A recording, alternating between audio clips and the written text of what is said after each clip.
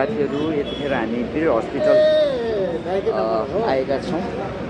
यहाँ वीर हस्पिटल सीता न्युपाने जीको छोरी जुन 16-17 वर्षकी चेली हुनुहुन्थ्यो उहाँको लागि भेट्न भनेर आएका छौँ यतिखेर हस्पिटलमा।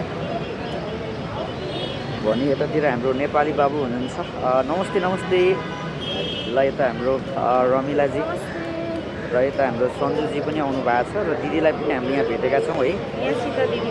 दिदीलाई पनि अब केही छिनमा लक्ष्मी पौडेल आउँदै हुनुहुन्छ अनि हामी बिरामीतिर लाग्छौँ साथीहरू है। केही रकमहरू आएका छ, त्यो रकम हामी दिदीलाई बुझाउने छौँ। अझै पनि दिदीको लागि केही सहयोग एकदमै जुटाउनु पर्ने भएको छ है। तपाईँहरूले गरेको सानो सानो सहयोगले दिदीको बुनु फेरि पनि जिउन सक्नुहुनेछ। यो हस्पिटल माथिल्लो तलामा जाँदैछौँ अब हामी है।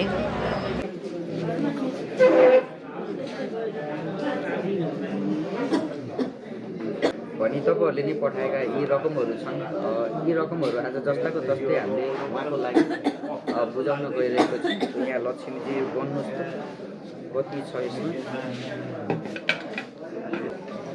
भनी यी रकमहरू पठाउने मुटुहरू हुनुहुन्छ। हस्पिटलमा धेरै बोल्न मिल्दैन, त्यो हुँदा आवाज अलिक कम आयो होला। बाजमुटु बुटुलको चेली नरेन्द्रजी, सुषमा राई, चन्द्रमुटु इटरीको चेली है। त्यसै गरी भूमिका पौडेलजी, विशुजी मुटु, भावना बुनु, रोमान्टिक मुटु, मायाजी, माया महरा, कमला गुरुङज्यू, तारा थापाज्यू, केश प्रसाद सर, त्यसै गरी हाम्रो कामन बुढा मगर, रेणुकाजी हुनुहुन्छ लफा, त्यसै गरी उत्तमजी, गगन सिंह तामाङज्यू, सानी मुटु र सन्जु मुटु यहाँ हुनुहुन्छ, प्यारी सन्जुजी। त्यसै गरी हाम्रो रमिला यहाँ हुनुहुन्छ, प्यारी रमिलाजी है। रमिलाजीलाई एकदमै धन्यवाद भन्न चाह्यौँ। कति छ 53 अस्ति हामीले 15 दिएका छौँ होइन।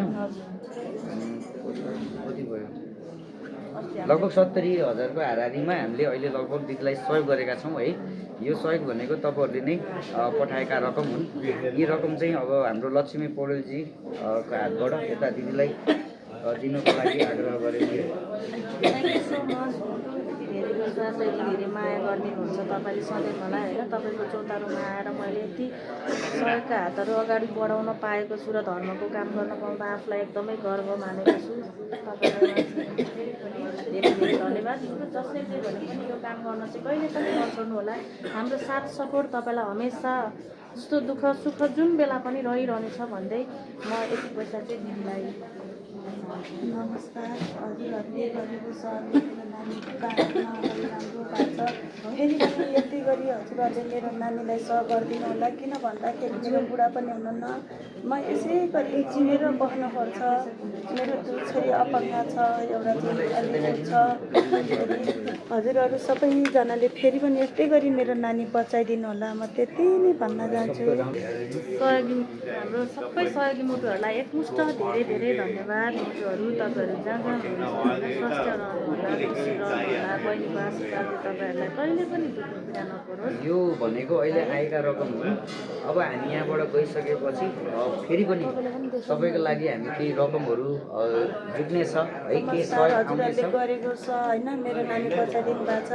विदेश विदेशमा हुने दिदी बहिनी दाजुभाइ सबैजनाले मैले भाइको लाइकमा आएर मैले पढेको थिएन, मलाई कति कष्ट भएको थियो होला।